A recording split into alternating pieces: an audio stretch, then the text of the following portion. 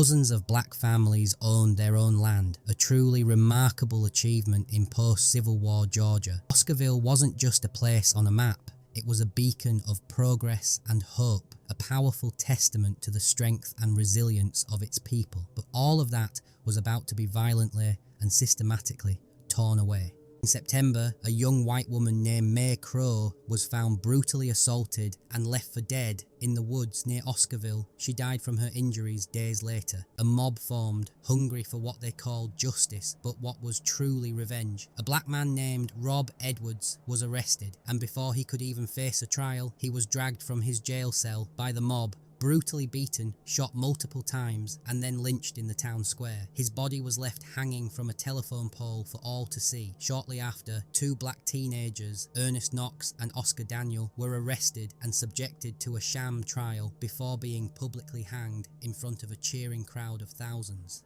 This wasn't an act of justice, it was the explosive start of a calculated and horrifying campaign of racial terror.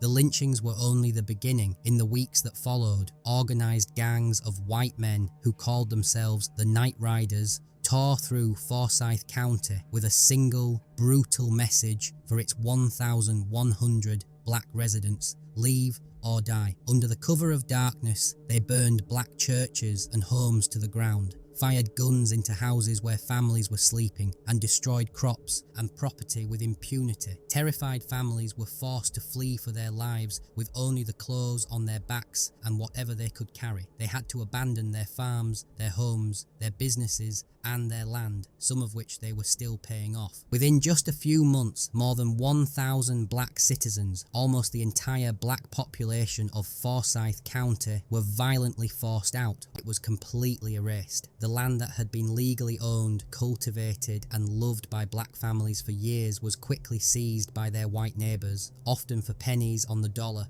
or for nothing at all. It was a brutal, appallingly successful act of racial cleansing, a dark chapter in Georgia's history that was deliberately forgotten by those who perpetrated it. The story of Oscarville became a whisper, a painful, traumatic memory for the scattered families, and a hidden, guilty truth for the county that was built on their stolen land.